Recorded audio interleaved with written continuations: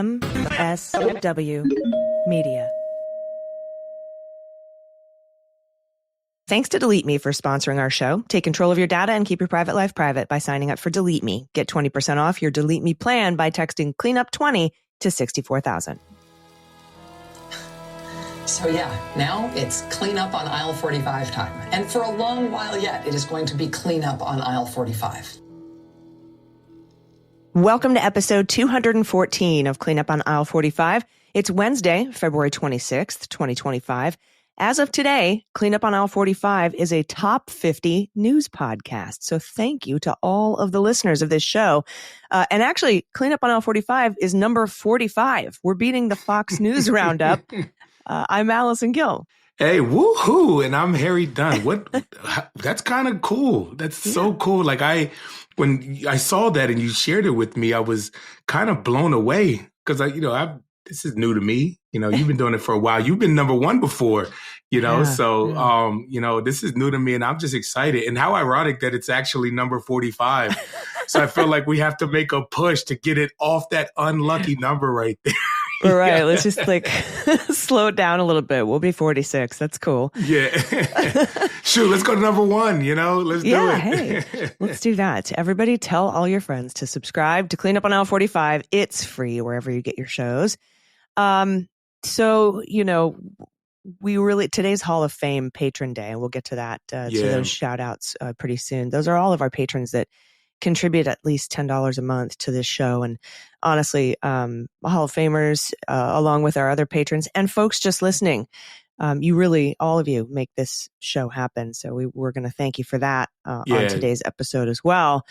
But what are we covering today? So obviously I echo what you say. We'll talk about our Hall of Famers in a little bit, but we got to talk about some other things first. Today's show, we're going to cover a second judge that's questioning the constitutionality of Elon Musk's role at DOGE, alleged DOGE, so-called the DOGE. So-called DOGE. And we have another update on our guy, what's his name? Hampton Dellinger, who the courts restored as special counsel at the Office of Special Counsel. Yeah, he's making moves. So that's good. And we're also going to talk about how Kristi Noem is spending our taxpayer money on North Korean style dear leader disinformation propaganda about Trump and his immigration policies, because he's not doing so hot. Deportations are way down compared to last year. And we're going to have an update on the Eric Adams saga. And it's not what you think. It's not I was kind of blindsided by what he's doing. But first, Harry, let's talk about what happened with Enrique Tarrio this weekend at the Principles First Summit in D.C. So first of all, what is the Principles First Summit? What were y'all there for? Well, so, where do we start? Where do we begin? Principles First Summit is kind of like what the Never Trumpers answer to CPAC was. CPAC has turned into from a traditional, true conservative gathering of the minds, extended weekend long conference where, you have conservative speakers and everything. But when Donald Trump came on the scene, it's like, wait a minute, Donald Trump doesn't embrace conservative values. And a lot of Republicans and conservatives kind of felt a little bit homeless because they don't subscribe to the Republican Party, the party of Trump. And that's what CPAC has become. So I don't know if this is the official thing. I'm not a spokesperson for Principles First, but their founder, Heath Mayo, he founded this group, this organization, and started a Principles First conference, and it has grown in size. I think this was their 5th year, and it has grown in size every single year. The first time I attended, I got an award. This was after January 6th, and they gave me their Defender of Democracy award. And I was truly honored to get it. And they asked me to say a couple words, and then just realizing they are all in it. It's described as center right. I'm liberal as hell. I'm not center right, but I am happy to engage and bring under the big tent all the allies that we can get. So it's really great to meet a lot of people that believe in different, conservative values and things like that, but believe in decency and basic human rights and morals and all that stuff. They also understand pardoning the January 6th insurrectionists is bad. Yes, very bad. And as we got to see, so this was the 5th year, and I had the honor of doing a panel with I was moderating it, and I moderated and introduced and interviewed Michael Fanone, Daniel Hodges, and Sergeant Aquilino Ganell. And that was a highlight for me. Everybody likes to call me a hero, but, I look at them as my heroes too. So, it was an honor for me. And then shortly after we finished, we got notification that the Proud Boys were in the lobby. Michael Fanone, being Michael Fanone, he took off right to the lobby. And of course, I'm not letting Mike go up there by himself. And I just took off right behind him. And then Danny and Aquilino followed. And then we saw them, and a short little discussion ensued. Discussion, yeah. On their way to part. Put it. On their part. I was in the mode of, I'm not engaging with these people. I'm not getting into a war of words with them and this and that. That's not what I was there for. Enrique Tarrio was spewing off at the mouth. As there's lots of video of it, calling us cowards and traitors. And I'm not going to get into a war of words with, what does that prove? Nobody's going to win any argument or gain any ground by any words that are spoken there. It's not like Enrique Tarrio is going to go, hey, yeah, guys, wow, you really opened my eyes. Thanks, man. Yeah, exactly. That's not going to happen. And I'm not an ego person, so I didn't need to pound my chest to make me look like a real man there in that moment. I didn't need to curse him out or anything, but I stood there and, I didn't back down. I was like listening to what he had to say. Well, not listening, just, there. Obviously, I was there protecting, making sure Mike was okay. I was a police officer. I mean, obviously he was too, but I just got into anybody that I care about, anybody I love, I'm going to protect you. And that's kind of the mode that I was in right there. And it wasn't just Enrique Tarrio. He had like 6 or 7 of his goons with him, other Proud Boys. And I use that in air quotes because they lost the trademark to that name, by the way. To a historically black church. Historically black church in Washington, D.C. And one of the things that bothered me, like specifically, is there a lot of people were saying, oh my gosh, I would go punch him in the face and do that. I'm not going to jail for Enrique Tarrio. No. They all had cameras. Everybody was recording. It's not like we were in a dark alley or something like that. Like it was, it was in the middle of a hotel, and those guys would immediately press charges on assault. I'm not going to fight them, like whatever. No. But I'm not going to back down just because their presence is there. But I also don't want to give them a platform and, engage with them. They don't deserve my words. They don't deserve my presence, to be very candid and honest. So, yeah.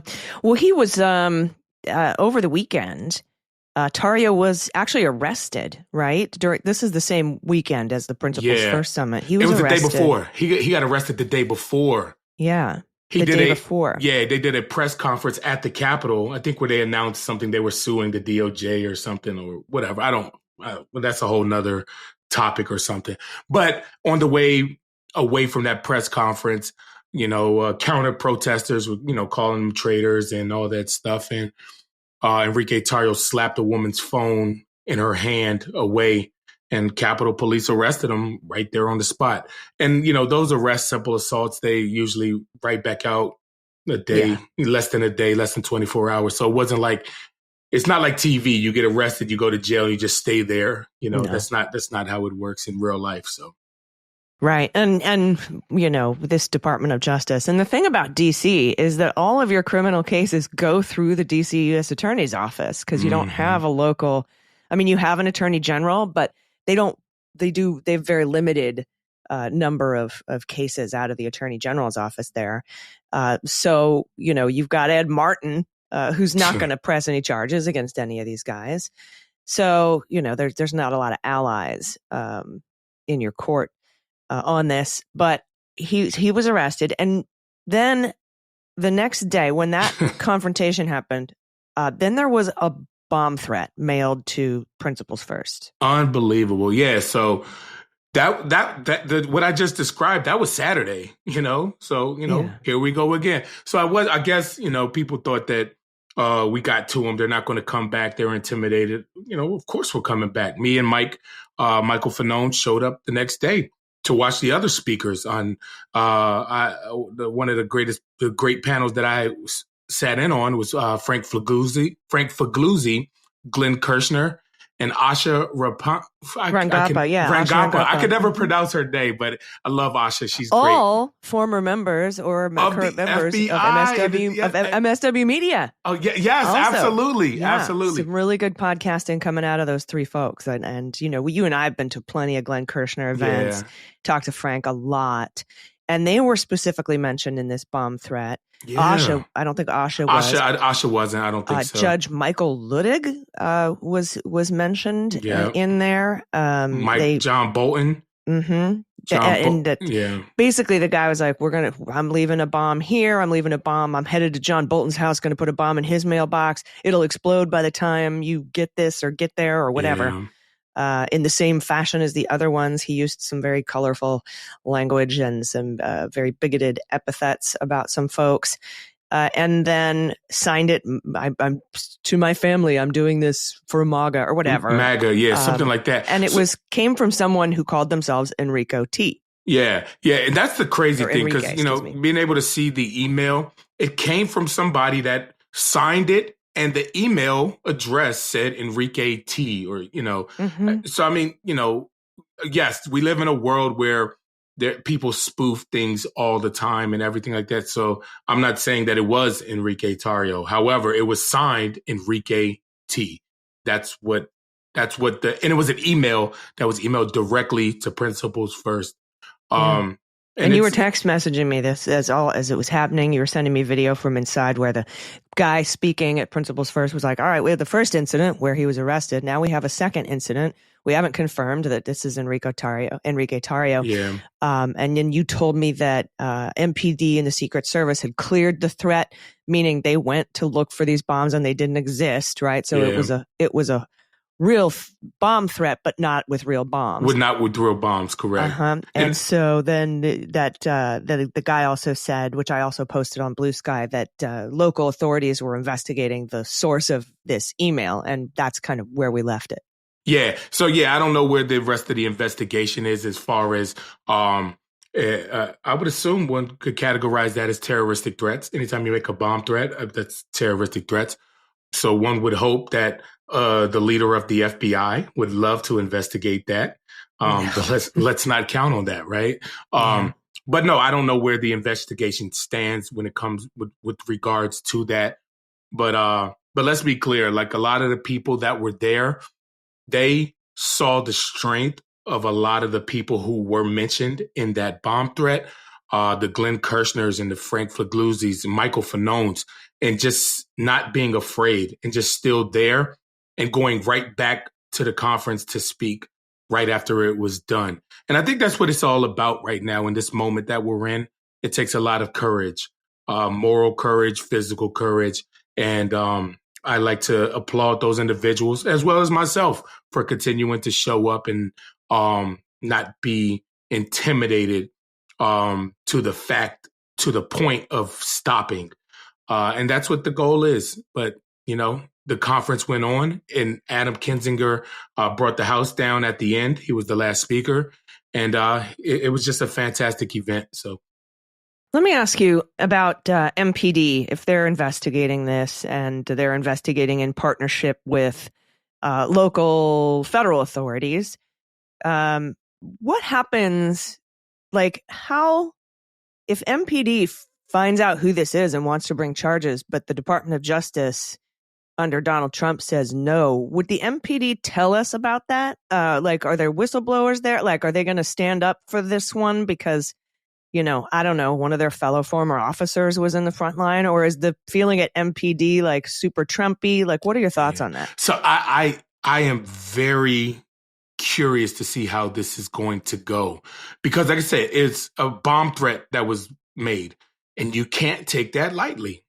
The thing is, the people that are there assigned to investigate it within the federal jurisdiction, not locally, and And like you said earlier, MPD, DC falls under DC courts, which is under federal courts and stuff like that. So I'm really curious to see how it's going to go. I know you have a lot of people inside of the Metropolitan Police Department that want to get to the bottom of this, and they don't care if it's Trump or Biden or Harry. They don't care. The people that are very serious about their jobs, they don't give a damn about politics. They just care about bad guys, and they don't care who it is. So I'm hoping those are the people that are assigned or get this investigation, because we've already seen what the higher ups, not within MPD, I'm talking about within the Department of Justice, the FBI, et cetera, are willing to do, and what they're not willing to do. So I'm curious to see how this is going to go, because I don't know. I don't know. But nothing would surprise me. Yeah, we'll see. And we'll follow it here on Cleanup.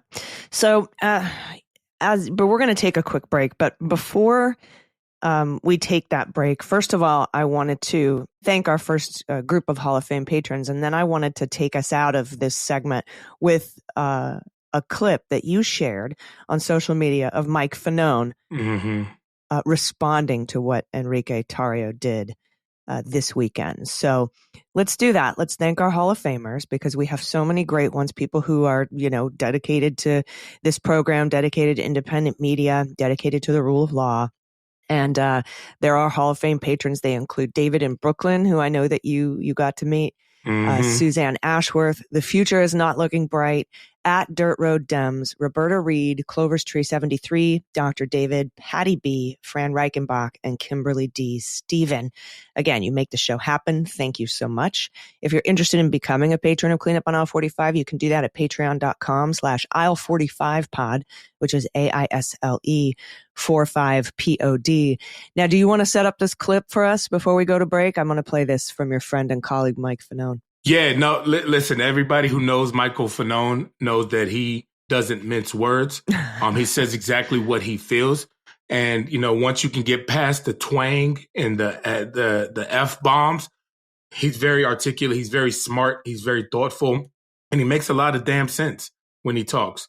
So stay tuned and listen to this clip right here. Let's roll it. And hey, I don't have to get past F-bombs. I like them all over the place. We do. We do. Yeah. So let's take a listen, and then we'll take a quick break. Harry, myself, Danny, and Yanel are just here speaking at the Principals First Summit.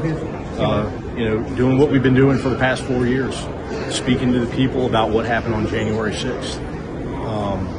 It's a private event, and we had members of the Proud Boys, a homegrown terrorist organization led by Enrique Tarrio. At least I think he's still the leader. I don't know. But he shows up with a couple of his little goons, Ivan Ranklin, the little bald-headed midget, and try to intimidate us. And I think the message is we will not be intimidated. I will continue to speak out until I am dead and in the grave. And if you want to make a martyr out of me, bring it the f*** on.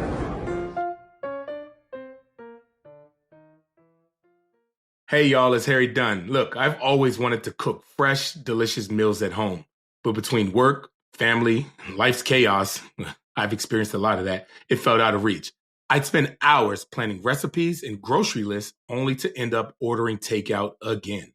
Then I found out about Marley Spoon, and everything changed. Now I'm cooking meals I'm proud of without the stress or guesswork. It's not just about eating better, it's about enjoying the process one recipe at a time. This episode is brought to you by Marley Spoon, and I'm thrilled to share how it's helping me eat well without the stress. With the code CLEANUP, you can get up to 27 free meals. It's an incredible deal. What I love most is their 100+ weekly recipes. From comforting dishes like big batch beef stroganoff to lighter options like salmon and creamy mustard dill sauce tray bake, there's something for every mood. For busy nights, Marley Spoon's new 15-minute express recipes are a lifesaver, with 3 quick options each week. If you got a little more time, their 20-minute meals are just as fantastic. And don't miss Martha's Best Recipes, featuring at least 2 of Martha Stewart's incredible dishes each week. The best part? I'm cooking at home more and stressing less and absolutely eating better than ever. It's like having a personal chef handle the planning and preparing so I can focus on the fun part, creating delicious meals without the hassle. There's something so satisfying about building a routine of cooking at home, knowing every meal will turn out delicious. It's not just about eating well, it's about the joy of creating something you love time after time. This new year, fast track your way to eating well with Marley Spoon. Head to marleyspoon.com/offer/cleanup and use code cleanup for up to 27 free meals. That's right, up to 27 free meals with Marley Spoon. Just go to marleyspoon.com/offer/cleanup with promo code cleanup. Hey everybody, it's AG. Thanks to Delete Me for sponsoring our show. You can take control of your data and keep your private life private by signing up for Delete Me. You'll get 20% off your Delete Me plan by texting cleanup20 to 64,000. And if you've ever wondered how much of your personal information is floating around online, it's a lot. Data brokers compile and sell details like your name, home address, phone number, even information about your family members, all without your consent. And this can lead to identity theft, phishing, scams, harassment, unwanted spam. It is a growing problem that affects everyone. And as someone who shares opinions publicly, I know these risks firsthand. So the thought of my private details being accessible to strangers made me feel really queasy. And that's why I turned to Delete Me, a subscription service that removes your private information from hundreds of data broker sites. They make it simple. You just sign up, tell them what to delete, and let their team of experts handle the rest. What's even better is that Delete Me is not a one-time thing. They work year-round, constantly monitoring and removing new data that appears. And I also receive personalized privacy reports that show exactly what information they removed, where they found it, when they removed it, what's still out there, and how many hours I have saved, how many hours Delete Me has saved me from having to go in and have this stuff removed myself. So it's really reassuring to see the progress. The peace of mind Delete Me provides is invaluable, whether you're worried about protecting yourself or your family. Delete Me does the hard work for you, ensuring that your sensitive information stays off the internet. If you value your privacy, this is a solution that you've been waiting for. So take control of your data, keep your private life private by signing up for Delete Me. Now at a special discount for listeners. Today, get 20% off your Delete Me plan by texting cleanup20 to 64,000. Text cleanup20 to 64,000. That's cleanup20 to 64,000. Message and data rates apply. See terms for details. All right, y'all, welcome back. All right, now let's check in on our buddy, cool name, Hampton Dellinger, the special counsel at the Federal Office of Special Counsel that was returned to his position by a judge after Donald Trump tried to remove him without cause. As you know, Allison, one of the many jobs that special counsel does is investigate wrongful terminations of federal workers, and we're seeing a lot of that right now. Yeah. Also kind of ironic that the guy who looks into wrongful termination was wrongfully terminated. But yes, he investigates and identifies what's called PPPs, or prohibited personnel practices. And we all know that Musk and DOGE are taking a hatchet to our federal government agencies. Step one was to get people to resign voluntarily, right? The fork in the road email. Step two was to end all diversity, equity, inclusion, and accessibility employees and programs. Those folks were put on administrative leave and then some later fired. Step three, firing all probationary employees, folks that have only been there 1 or 2 years, depending on the position, or folks that have been there for 15 years but have gotten a new job and have been there less than a year in some cases. Schedule A employees, for example. Step four is going to be RIFs, reductions in force. And that's underway now. Just right now, the VA has learned that 1,400 people have been riffed, for example. That's just one example. Step five will probably be moving what's left to Schedule F so they can be fired at will for being disloyal to the dear leader. It's a lot of scary things happening. And after Hampton Dellinger was returned to the Office of the Special Counsel, he was looking into a complaint filed with the Merit Service Protection Board by 6 federal workers that were fired as probationary employees. We learned about it this week when the Office of Special Counsel published this on their website. Last Friday, Special Counsel Hampton Dellinger filed initial requests to stay or pause the apparently impermissible terminations of 6 probationary employees across various executive branch agencies. And that's directly from the Office of Special Counsel website. And it goes on to say, the request, filed with the U.S. Merit Systems Protection Board, or MSPB, seeks a 45-day stay of these terminations because there are reasonable grounds to believe that agencies engaged in prohibited personnel practices under Title V U.S. Code Section 2302B12 by terminating the employees in violation of federal laws and regulations governing probationary terminations and governing reductions in force. A redacted example of one of the stay requests can be found here, and they provide a link. They also go on to say, OSC, Office of Special Counsel, does not typically comment on stay requests while they are awaiting decisions by the MSPB. Consistent with OSC's past practice, Special Counsel Dellinger did not comment publicly on the pending request prior to its apparent disclosure by one of the agencies named as a respondent. Because his stay requests are now being publicly discussed, the special counsel provides the following statement. Yeah, and that translates to, hey, we were going to shut the fuck up about this, but one of these agencies that you all spoke up, and so now I'm going to comment, basically. And he says, since the Civil Service Reform Act was passed in 1978, the merit system's principles have guided how federal government agencies hire, manage, and, if necessary, remove federal employees. These principles establish that all federal employees, including those in a probationary status, should be evaluated based on individual performance. Firing probationary employees without individualized cause appears contrary to a reasonable reading of the law, particularly the provisions that establish rules for reductions in force. Because Congress has directed that Office of Special Counsel shall protect government employees from PPPs, I believe I have a responsibility to request a stay of these actions while my agency continues to investigate further the apparent violation of federal personnel laws. Absolutely. And you know what he ends up saying? He concludes by saying the special counsel believes other probationary employees are similarly situated to the 6 workers for whom he is currently seeking relief. Dellinger is considering ways to seek relief for a broader group without the need for individual filings. So class action style justice, I guess. Right, or he'll investigate and he'll say that these probationary layoffs are supposed to be after you individually evaluate a probationary employee, you decide if they're a good fit for your agency, right? I had 400 plus employees working for me at VA. I hired most of them. And they have a year. Actually, the ones that we hired, their probationary period was just 90 days. And so after that probationary period, if they were great, or if they were even just successful, like they just did their job, then we kept them, right? Simple enough.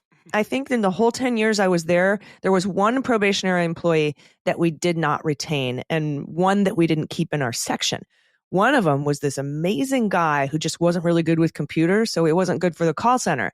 So I had him go over to the patient advocate's office.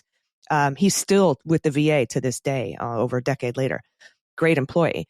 The other person was just a blatantly awful, yelled at veterans on the phone, called one veteran an asshole, just really blatantly not a good fit for the job. And it took us 2.5 years to remove her using the due process afforded federal workers that are in probationary status. It's not like you can just riff all these guys. And so that is what the problem here is that Hampton Dellinger is finding, because I clicked on that link to pull up the stay request file. Yeah. One of them, he filed 6 and he had one of them in there. And it says the Office of Special Counsel requests that Merit Systems Protection Board stay for 45 days the probationary termination of former federal employee redacted by the Department of Veterans Affairs. Special counsel requests this stay request be adjudicated together with the concurrently filed request to stay the probationary terminations of the other 5 federal employees by Department of Education, Department of Energy, Department of Housing and Urban Development, Office of Personnel Management, and Department of Agriculture. OSC may request any member of the board to order a stay of any personnel action for a period of 45 days. So this is where he's explaining how this works. Because I appreciate this. What does the Merit Systems Protection Board do? What does Office of Special Counsel do? Office of Special Counsel has been told by Congress, you have to, stay any negative personnel action for 45 days pending an investigation. And then he's telling us in this filing that he can request any member of the Merit Service Protection Board to order a stay of any personnel action for a period of 45 days if the special counsel determines that reasonable grounds exist to believe that a personnel action was taken or is to be taken as a result of a prohibited personnel practice. The board member shall grant the stay. They have to, unless the board member determines that under the facts and circumstances involved, such a stay would not be appropriate. And I want to bring up here the fact that Kathy Harris was fired from the Merit Service Protection Board. She was a Biden appointee. She was actually, full disclosure, my attorney for my wrongful termination from the government in Trump's first term. But when she was appointed to the Merit Service Protections Board, she could not be my attorney anymore. You could see that there would be a conflict there. And so she's incredible. She's just actually retained Neil Katyal to argue on her behalf should her case go to SCOTUS. But like Hampton Dellinger, she was reinstated to the Merit Service Protection Board after Trump fired her, because you also have to fire them for cause, along with the Office of Special Counsel guy, Hampton Dellinger. You can't just remove people. So she could be one of the people on the Merit Service Protection Board considering granting this stay because her job's been reinstated. So this How ironic is that? This could be really interesting. So basically, Trump has admitted this is a riff. Okay, he's admitted that this is, federal workers have due process rights when there's a riff, and Trump has said we're just going to get rid of a ton of people at once, and they're trying to disguise it as a probationary individual. Oh, we've assessed your performance and you're just not a good fit. But they didn't even take into account managers and line supervisors' input on these folks. They just went around them, went down, hacked them off at just cut them out without individual evaluations. And that goes against the law. Yeah. Okay? Because they're easy to do so, because they're probationary, right? It's easy. Right. They're the easiest targets, right? Now, Trump can do riffs, right? He could fire a bunch of people at once, but there's a process to do that. Yep. And the agencies have circumvented that riff process, which means they've violated the law. So Dellinger says, accordingly, the agency's actions appear to have deprived complainants of their entitlement to some additional period of employment, compensation, benefits, CTAP, which is career transition assistance information, possible accrual of tenure, and due process rights. So if you want to get rid of a ton of employees at once, they have to be put through their due process rights, and they circumvented that, and that is a violation of the law, which gives him the authority to ask the MSPB for a stay of these firings. And like you said, Harry, he wants to look at all similarly situated probationary employees and see if he can do an action for everyone at once, other than these 6 folks, but anyone else who's similarly situated. Because, you've heard the stories. All of these probationary employees are being told that their performance is bad, and that's why they're being let go. But their last performance evaluation was exceptional or outstanding or fully successful. And so it doesn't comport. And none of the managers, none of these supervisors had any input on whether they thought their employees were good to stay. Yeah. And I've looked at the request for the stay, and it also says that the agencies violated the Civil Service Reform Act of 1978. The Civil Service Reform Act, CSRA, provides that individuals hired into the competitive service must serve a 1-year probationary or trial period, where an employee's work performance or conduct during his or her probationary period fails to demonstrate his fitness or his qualifications for continued employment. An agency may terminate the employee by notifying them in writing as to why they are being separated and the effective date of action. This notice shall, as a minimum, consist of the agency's conclusion as to the inadequacies of their performance or conduct. That didn't happen for any of these probationary employees. Some of them were told it was their performance, but they received no such evaluation. And managers and supervisors were kept out of the loop. Yeah. Most did not want to let their employees go.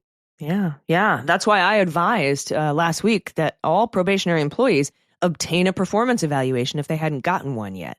So, because you get a performance evaluation every year, you get an interim evaluation every 6 months. If you're only there for 5 months, you probably haven't gotten an evaluation yet, right? So I said, if you haven't gotten one, go to your supervisor, if they're cool, and ask them for an interim evaluation to get on the record that you're a good employee, that you're fully successful at your job. so that if you're riffed for poor performance, you have something that says that you're not a poor performer. So many probationary workers I've spoken to say they've received outstanding evaluations, but were let go for performance anyhow, like I was saying. So this is all just a way to circumvent the law, to gut the federal government, right? And I think the end goal is to break the government so they can privatize it and line their own pockets. But there are rules, there are laws passed by Congress that you must follow, like you said, Civil Service Reform Act, these statutes that govern RIFs. That you have to give these folks their due process. We'll see what ends up happening, and we'll see which member, if it's Kathy Harris of the Merit Service Protection Board, grants this stay, or how. Like, I don't know how these requests are assigned to members of the Merit Service Protection Board. If it's random, you know how like they pick judges for cases. Yeah. Or if somebody's like, I'll take that one, thanks. You know, I have no idea how it works. It's going to be interesting to see how it plays out. And listen, like you know, I'm all for like getting these people their jobs back. But listen, yes, there is a sucky privilege that the president has. He can they're allowed to fire these people. But there's a process, and they are trying to circumvent that, and we can't stand for that. So I hope that I'm rooting for this to go through. Yeah, no, same with me. And for to apply to a wider swath of probationary employees as well. Yeah, not just those 6 that were mentioned. Yeah, let's everybody that was affected by this. So Trump petitioned the Supreme Court to allow him to fire Hampton Dellinger because he's a king. We'll tell you what the Supreme Court said about it right after this quick break. But first, more Hall of Famers to thank, including Alma Rennan, Tiffany Trump was adopted, Mr. Half Speed, Joan Qualls, Star Lanus, AG should do Baltimore when Padres play Orioles. Oh, you mean when the Padres beat the Orioles? Is that sounds very specific, Allison. I know, it does. Meg Alexander, Laura Saba, Karen Sherman, Joey Merck. We'll be right back, y'all.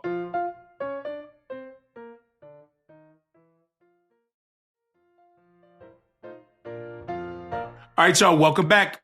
So the Trump administration petitioned the Supreme Court to vacate the restraining order issued by the court that reinstated Hampton Dellinger to the Office of Special Counsel. Of course, he ran to his buddies at the Supreme Court. Trump's arguments were basically, hey, remember you gave me immunity and said my acts can't be questioned by the court? It's an official act. Well, it's my official act to fire this guy. So the court messed up when they told me to reinstate Hampton Dellinger. Yeah, that's basically his argument. Absolute unitary executive power, core powers, Article 2 powers. Well, the thing is, restraining orders generally aren't appealable. And this is a restraining order. Like we talked about last week, the way it goes is you file a restraining order and a claim. And then if there's a showing that you're going to be possibly successful with your claim, and you're in immediate danger or there's imminent irreparable harm, they'll issue a restraining order while they consider a preliminary injunction. Now, preliminary injunctions are appealable, but restraining orders are generally not appealable. They're granted by the judge to say, you know, I see a lot of really scary shit right now, very imminent danger. So I'm going to take because, you know, temporary restraining orders only last 14 days. They have to keep re-upping them if they want to go past 14 days. And the idea is to study this information further, find out how real the threat is. If the threat is real and, you know, they could be successful on the merits, they have a likelihood of being successful on the merits, then they'll go ahead and issue a more permanent restraining order, which is called a preliminary injunction. And so that's what the judge currently, Judge Beryl Howell, is waiting to have a hearing on whether or not she's going to file a preliminary injunction. And that's today. That's this restraining order expires today. So if she does file the preliminary injunction, then it's appealable. So the Supreme Court, they didn't reject Trump's motion that, you know, I'm a king and let me fire him, nor did they grant it. They punted. And Jackson and Sotomayor would have denied Trump's request outright, or Gorsuch and Alito would have granted it.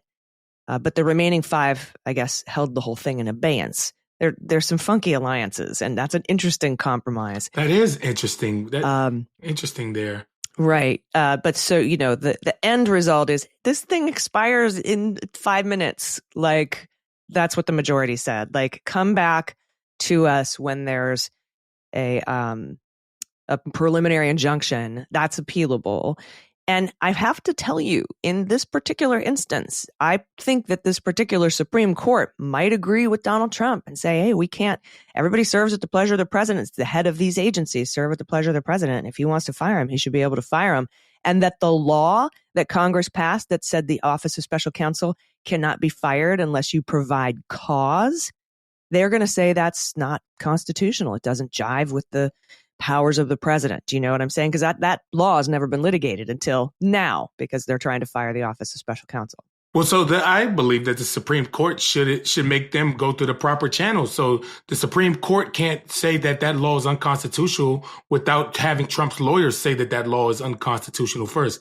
Make them jump through all the damn hoops. It seems like the Supreme Court saying they're doing, if they go that route, saying that they're doing their work for them. Hey, you know what? Hey, guys, we don't think it's constitutional, so we're going to go ahead and wax that for you. So, well, they'll have to present in court, though. They'll have to do the work. The Trump lawyers and the Trump Department of Justice will have to argue that law is unconstitutional and ask them to allow Donald Trump to fire Hampton Dellinger. Yeah. Our good friend Kyle Cheney writes, the Supreme Court is allowing a federal ethics watchdog to remain in his job for at least a few more days, despite Donald Trump's attempt to fire him immediately. The dispute is the first showdown over executive power to reach the high court in Trump's second term.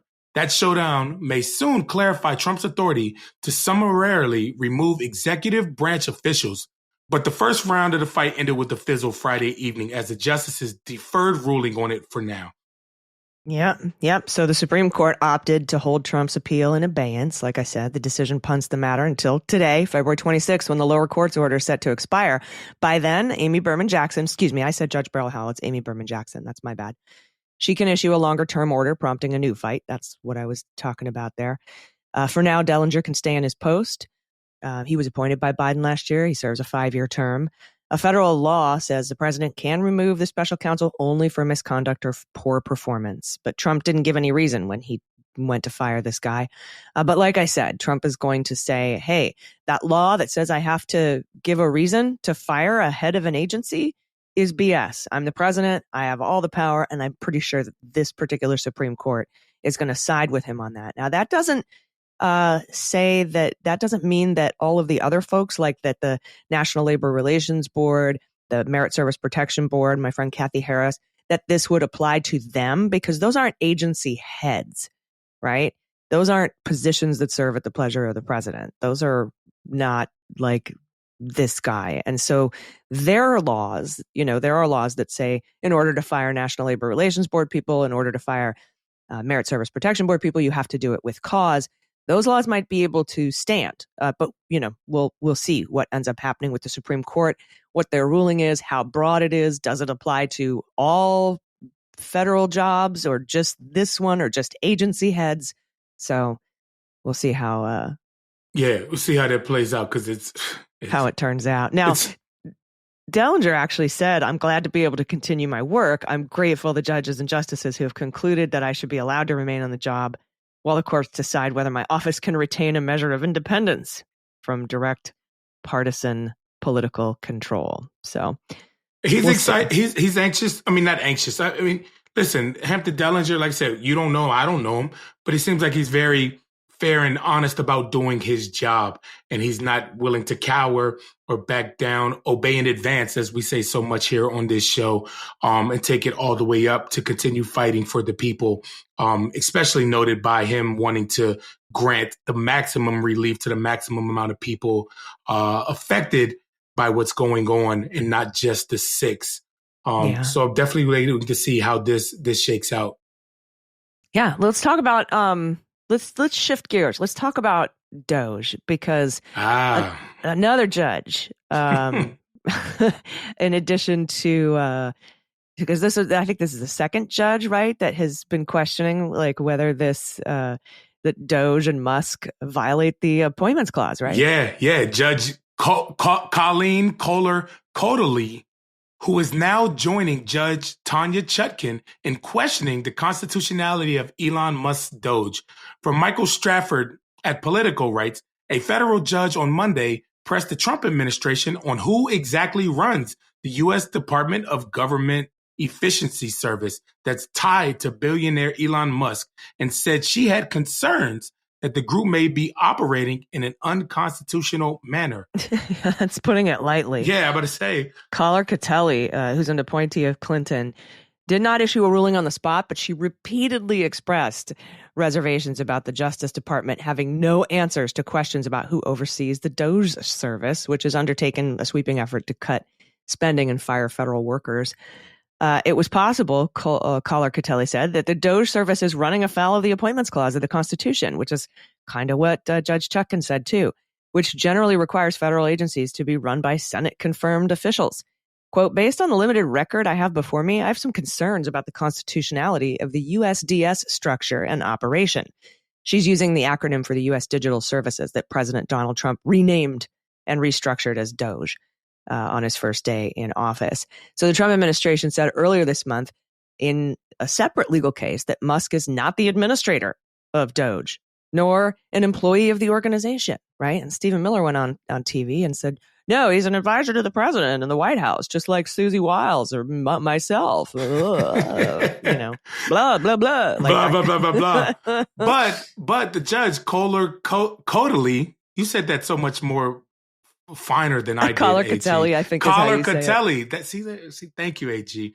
On Monday, ticked through a handful of subsequent statements from Trump, Musk, and the White House that implied that Musk did indeed have a greater role with DOGE than just, he's just an advisor. Mm. Her list included Trump's comments last week at a financial conference in Miami, where the president said, put a man named Elon Musk in charge of DOGE. Yeah, that's pretty cut and dry. Pretty cut and dry.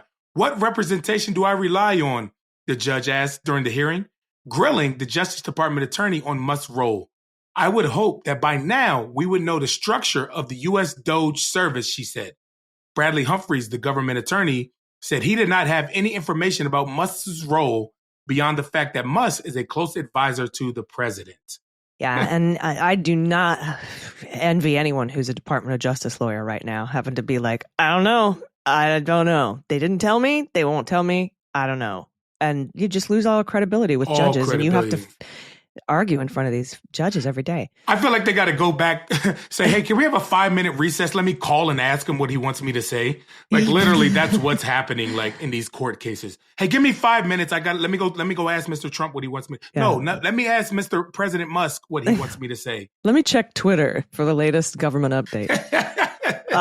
The Justice Department argued that Treasury's DOGE team, led by Tom Krause, the CEO of Cloud Software, is employed by the Treasury Department, and its members ultimately report up to Secretary Scott Bessent, who was confirmed by the Senate. But Caller Catelli noted during the hearing that Krause, in a sworn statement earlier this month, said that he coordinates with DOGE and receives high-level policy direction from officials at DOGE.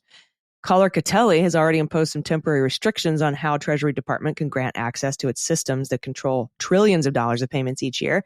And she's weighing a request by a federal employee union, or a couple of unions, and a group representing retirees to impose a more permanent block on DOGE's access to the payment systems, which they argue are illegal. But Caller Catelli said Monday she believes these plaintiffs have standing to bring their case, but that she needs more information before deciding whether to issue a preliminary injunction blocking DOGE access to the system. The judge ordered the Treasury Department to produce by March 10th an administrative record that details the process by which Bessent decided to grant DOGE access to that payment system.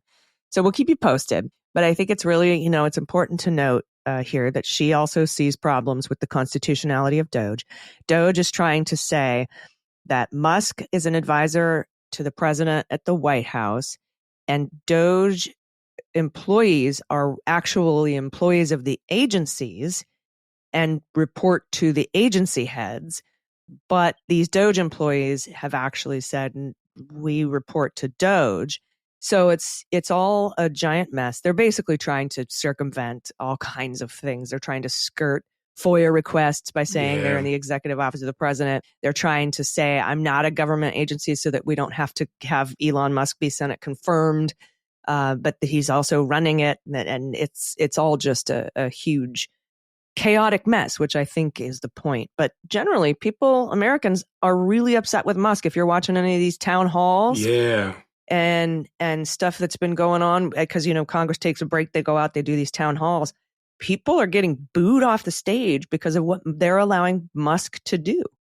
Listen, I've always said that, and this is just me being at the Capitol all those years that I was, Congress only votes the way their constituents allow them to. And if they aren't catching this heat like they have been at these town halls, then they're going to continue to do it. Let's hope that these town halls that they're doing, while not good for the members, but they're good for the public in swaying the members' voices and votes when they come back to the House. Listen, people are scared of Donald Trump. Like, that's no question about it. Like, and I'm talking about elected members in the Congress and in the Senate. Right, because they'll primary them or whatever. Correct, they'll be primaried. But the voters are telling you, if you don't do this, you're going to lose. We're getting you out here anyway. So, I would, if I'm a member of Congress and I hear my voters saying, hey, do what I said, I'm going off of that more so than a threat of a primary, Yeah, and that's the question.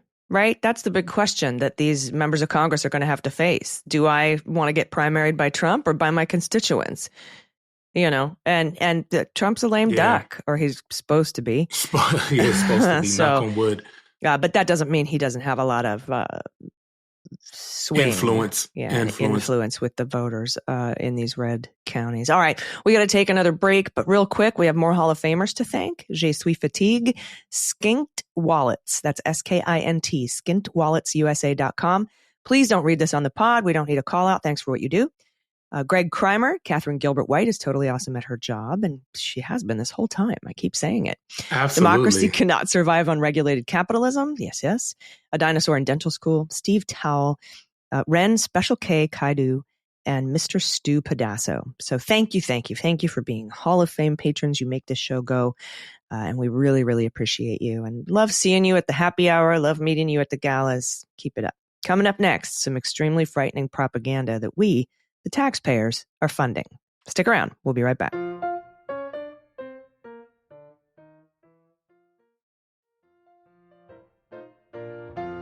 Hey, everybody. Welcome back. I know the show is running long. It's just there's so much to talk about this week. We just have a couple more stories for you.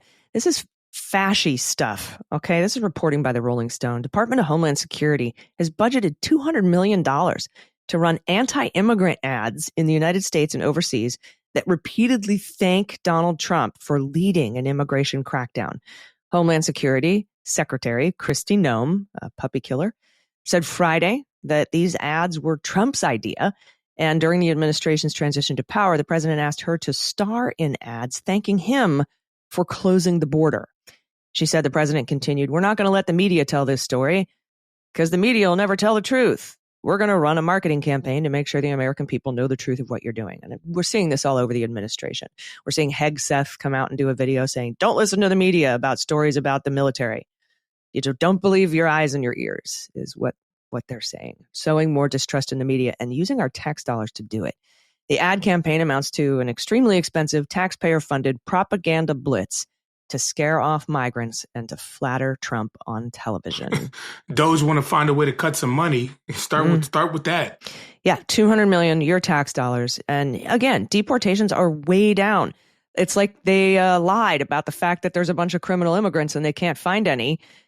So I think like 10 people, so it's embarrassing. And so they need to pretend like they're rounding up millions of dangerous criminals and deporting them to Guantanamo and keeping the American people safe when in fact that's not happening. These people don't care about embarrassing or lying. And we saw that the day of Donald Trump's first inauguration when they were talking about the alternative facts about how big the inauguration crowd was. So yeah, like don't believe your lying eyes kind of thing. The numbers are down and Donald Trump's lying about it. So. Yep. All right. Another story. Here we go. We've been talking about this one for a while. Mayor Eric Adams. He's suing Trump to get back New York's $80 million that was stolen from a New York bank account. He's suing Donald Trump. They gonna put that right back on the table, that lawsuit. Look, Politico writes, New York City Mayor Eric Adams filed a lawsuit Friday against President Donald Trump and others in his administration over $80 million the White House removed from a city bank account without permission after Elon Musk threatened the withdrawal on X. The clawback earlier this month flummoxed local officials and instilled fear the Trump administration could wreak havoc on the municipal purse of a Democratic city with a $115 billion budget. Friday's suit marks a rare instance of public opposition to the Republican White House from a Democratic mayor who has gone to great lengths to avoid criticizing the president as he sought Trump's assistance in his federal corruption case, which Trump's Justice Department has moved to dismiss. That dynamic has led to calls for Adams to be removed, prompted the resignation of top aides, and spurred Governor Kathy Hochul to propose legislative guardrails around his leadership this week alone. Yeah, now in this lawsuit, the city is alleging that Trump's team violated federal laws, grant terms, and regulations when they reversed the transfer of $80.5 million that had already made its way into City Hall bank accounts. Congress approved the funds, which were earmarked for immigrant services. City attorneys are asking for the cash to be restored and for the Trump administration to be enjoined from similar seizure going forward. She alleged DHS and FEMA removed the money without following the applicable procedures per federal law and sent a city letter laying out concerns the money was going to illegal activities without providing any concrete examples after the feds already seized the cash. The saga began at 5 a.m. February 10th when Elon Musk said in a post on X that DOGE had discovered $57 million sent by FEMA for luxury hotels in New York City to house illegal migrants. Sending this money violated the law and is in gross insubordination to the president's executive order. He added the money was meant for disaster relief for Americans. While the money was paid out by FEMA, it originated from a DHS program meant to reimburse state and local governments for services and non-citizen immigrants. In other words, it had nothing to do with disaster relief, and rather than a luxury hotel, the funds were used to pay a FEMA-approved per-person rate for lodging, according to the suit. In this case, at the Roosevelt Hotel in Midtown Manhattan. Despite Musk's mischaracterizations of the payments, the Trump administration sacked 4 FEMA officials responsible for carrying out the transfer. A day after Musk's post, city officials said they discovered $80 million missing from their bank account, along with $15,000 overdraft fee at City Hall. That's a hell of an overdraft fee. My gosh, man. Along with a $15,000 overdraft fee that City Hall said has since been canceled. Yeah, right. Hey, Wow. Like, so a DHS approved program to help non-citizen migrants with housing in during disasters, and they yanked it back and lied about it. Obviously, saying they were buying luxury hotel rooms for immigrants. But check out the stones on Eric Adams, though. Like, I don't know. I think maybe he's a loser, City Hall, but I think maybe if City Hall wants to sue the administration, it has to kind of go through him. So maybe he's like reluctant. I don't know how he feels about it. I don't know if he's like, hell yeah, I'm going to get that $80 million back, or if he's like, this is dumb. Like, I really want to know his statement on it. Yeah, like reached for comment. What did he say? But this is interesting because he's been so far up Trump's ass these last couple of months. To have his name on a lawsuit against him to get his FEMA money back is really interesting. So we'll see how this shakes out along with the rest of the Eric Adams case, which, with the dismissal and all that other stuff, the judge, because, the judge was like, all right, both the DOJ and Eric Adams are in agreement. There's no adversary here to argue the opposite side. So I appoint Paul Clement as amicus curiae to oppose this. This is exactly what happened in the Flynn case when the judge there appointed a retired judge named John Gleason, who wrote a scathing 82-page opposition. He sure did. To dismissing the Flynn case. And the Flynn case was going to be dismissed with prejudice. Like, it couldn't be held over his head, to get stuff done later, which is what this is. This is a clear quid pro quo. We'll see what, I think March 7th is when his brief is due. So it'll be interesting to go over that. But anyway, thank you, everybody, again for listening to the show. I think we have one more. Yeah, I was just about to say, hold on, AG. Yeah, Famers. we got some our last list of Hall of Fame patrons, and that includes Greg Robin Smith, a.k.a. Benjamin Franklin Live, Rose Flattery, January 20 Baby, Maria Tovar, Deborah Kirby, Sharon Tyklowski, We Will Survive. Nice. Jens Ilstrup Robinson, and Feral Therapist. Thank you all. Thank you all. And let us know if we're getting those names right. I think it's Rose Flaherty, Tukalski, Rasmussen.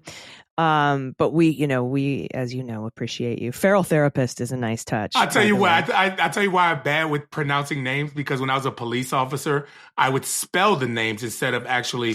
So I would say like Sharon Tyklowski. So I would like T Tom, I Ida, K King, A Adam, L Lincoln, S Sam, K King, Y Young. And I never had to say it. I would just always spell it. So you had a different phonetic alphabet than the military. The military, absolutely. So it's always so funny because when the military people got on the radio, they would say Alpha, Bravo, Charlie, Delta, and you could always tell the military guys versus just the regular people who became officers.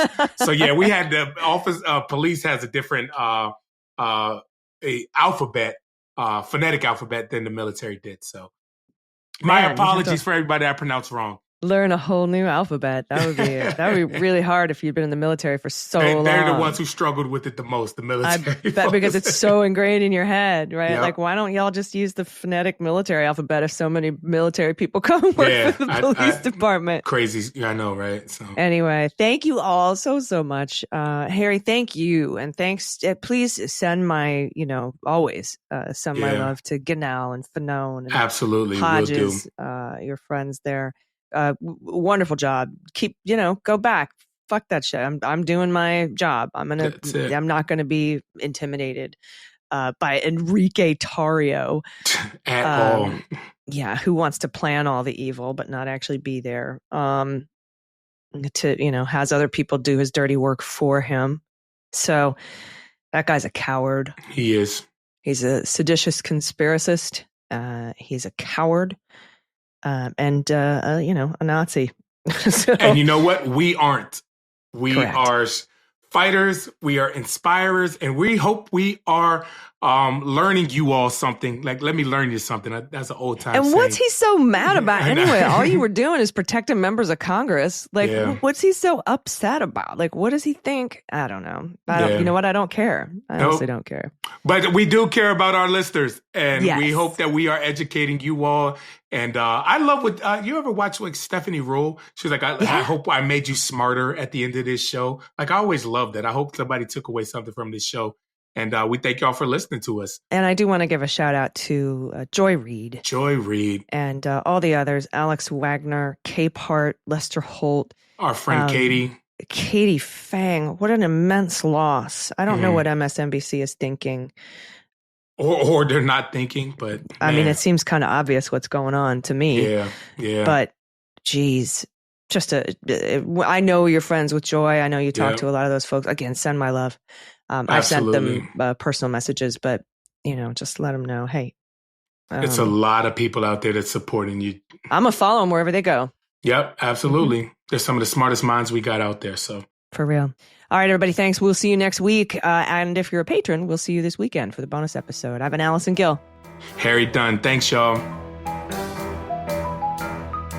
Cleanup on Aisle 45 is written, researched, and produced by Allison Gill, with editing by Molly Hockey. Our art and logo design are by Joelle Reeder and Moxie Design Studios, and our music is composed and performed by Adam Orr. Cleanup on Aisle 45 is a proud member of the MSW Media Network, a collection of creator-owned podcasts dedicated to news, politics, and justice. For more information, visit mswmedia.com.